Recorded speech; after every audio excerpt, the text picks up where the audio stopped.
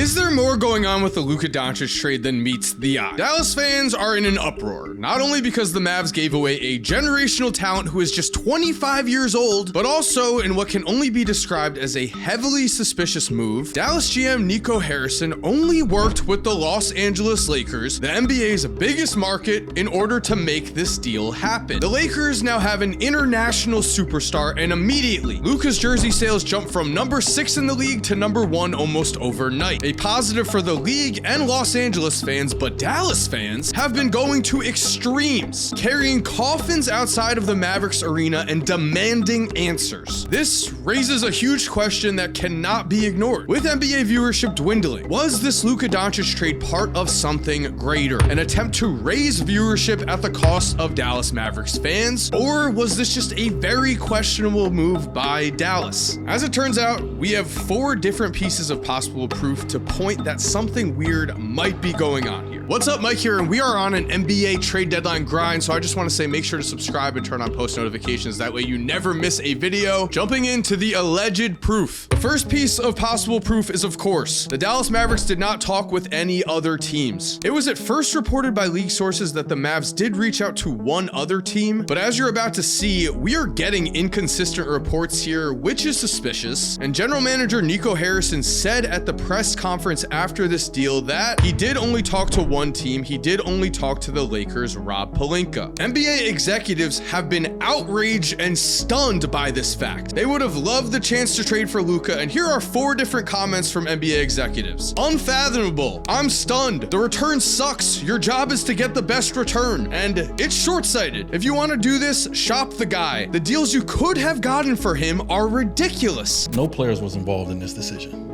This was billionaire business. This was the owners, the governors, the billionaires. The viewership in America is down. Number 6 in jersey sales, right? Coming in Dallas. Luka now shoots number 1 in jersey sales with the Lakers. Think about it. We just signed a new TV deal. You put one of the top players in the national, in the biggest market in the game, and now you put him with the biggest player. So you set them up. You set the league up for the next 10 years, having a face in your top market. Rob Pelinka and Nico Harrison's relationship cannot be ignored here. Their friendship dates back to 2003 when Kobe Bryant opened up his shoe contract free agency. And it was then that a young Nico Harrison and Rob Pelinka recruited Kobe relentlessly, ultimately resulting in Harrison and Pelinka getting huge credit for landing Kobe to Nike. Somehow the only 2 guys to talk about this Luka deal were great friends for over 20 years who are known for landing Kobe, a lifelong Laker, to Nike. Also of note, it was Nico Harrison who is credited with infamously dropping the ball to the Steph Curry to Nike deal, accidentally showing him the exact same shoe presentation that they used to pitch Kevin Durant, with Kevin Durant's name still on the presentation for Steph. It was also reported that Nico called Steph Stefan, not Stephen Curry, with Nico later denying these rumors, saying that he may have called him Seth. Either way, not great when you're pitching Steph Curry. Maybe it is possible he just fumbled this deal, but the main thing is his words are just not adding up here directly after this trade. Here's what Nico recently said. The future to me is 3 to 4 years from now. The future 10 years from now, they'll probably bury me and Jason Kidd by then, or we'll bury ourselves. Is he admitting that in 10 years they will bury him for making the worst trade ever? I can't say strange enough. By the way, Nico did not even tell Jason Kidd about this trade beforehand, and at the press conference where they were explaining it, Jason Kidd looked absolutely dead inside. Possible proof number 2. Luka Doncic did not want to leave at all, and the reports from Nico Harrison have been wildly inconsistent in this manner. At first, Nico would say, "We really feel like we got ahead of what was going to be a tumultuous summer. Him being eligible for the Supermax and also a year away from him being able to opt out of any contract. And so we really feel like we got out in front of that. We know teams. They've had it out there. Teams have been loading up to try and sign him once that becomes available. If Luka was committed to leaving the Mavericks, this trade would make more sense, but it still would be very, very odd that the Mavs didn't even try to pitch him around the league at all. We know from NBA executives that they would have offered more than the Lakers did. What's stranger here is that Nico took back his own comments almost immediately, confirming at the press conference that he had zero indication that Luka actually wanted to leave. Luka has clearly been enraged by this trade. There have been pictures of him completely ignoring Nico Harrison's calls. It has been reported that Luka was going to close on a $15 million house in Dallas, and that when he found out he was traded, he legitimately cried. Nico Harrison has also put it out there that he thought Luka was too fat and didn't work hard enough, but he just led this team to the NBA Finals last year, where in the regular season he averaged 33.9 points, 9.8 assists, and 9.2 rebounds per game. Then to add the final nail in the coffin here, when Luka Doncic himself was just asked at the Lakers press conference whether or not he would have signed the Supermax, staying in Dallas, he said this. There's a chance you might not agree to the Supermax extension. Absolutely not.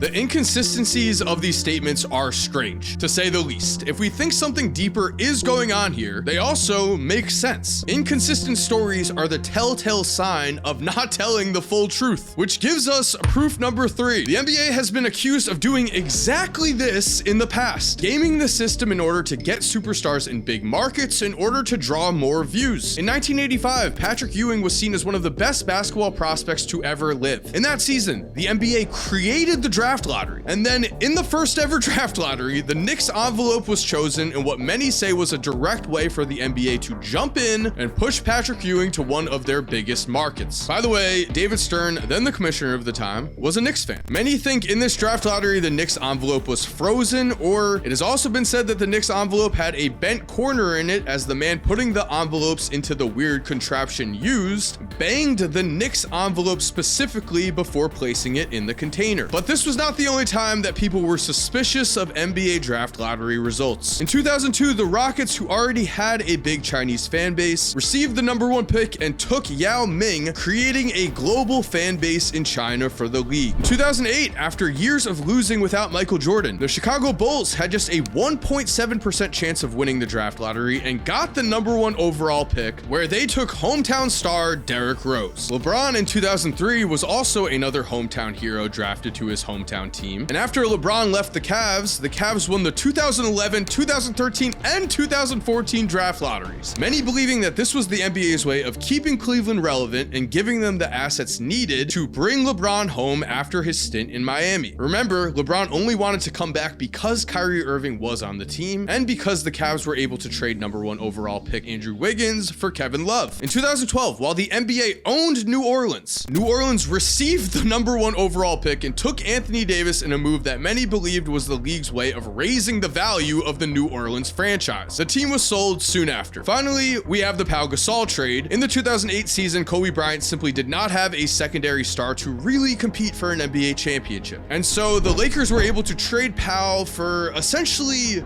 nothing big. NBA executives were almost as mad back then as they are now. Again, many implied the NBA had a hand here as they wanted to get the Lakers and Kobe Bryant back into contention. None of these are definites, all of them are theories, but that leads us to the final point of proof, which is the most suspicious or the one you can write off. You can choose. That final piece of proof is that the Dallas Mavericks want to move their team to Las Vegas. Reading directly from the New York Post here. In this theory, the Mavs' new owners who bought the team from Mark Cuban in 2024 don't necessarily care about the team and instead want the gambling revenue they were expecting to get out of the purchase. A new bill was introduced in Texas on January 14th, 2025, and Texas legislators will reconvene to vote on legalizing sports betting, but it is not expected to pass, barring some changes in heart from key government voices and delegates. The final bit of leverage that the Mavericks owners may need is to tank the team and incite so much rage in fans that they are no longer welcome in Dallas. This may seem like a stretch, maybe it is, but the new owners, the Adelson family, are majority shareholders in Las Vegas Sands, a casino and resort company in Las Vegas. Many have speculated that when this family took over the Mavs, they were expecting legalized sports betting betting to pass in Dallas, where they could then do what they do and use their company to build up new casinos and resorts. However, since it is now speculated that legalized gambling will not pass in Dallas, many say that the new owners never cared about the fans at all, and they are now purposely tanking fan interest in order to give them the perfect excuse to move the team to Las Vegas, where they can make a fortune off of gambling money. A wild claim, but if this is true, this trade goes even deeper than we possibly imagined. So there we have it. Thank you for watching. I hope you enjoyed today's video. If you are new to the channel, make sure to subscribe and turn on post notifications. That way you never miss another video. If you're still here watching, you are awesome and we all know it. And as always, have an awesome day and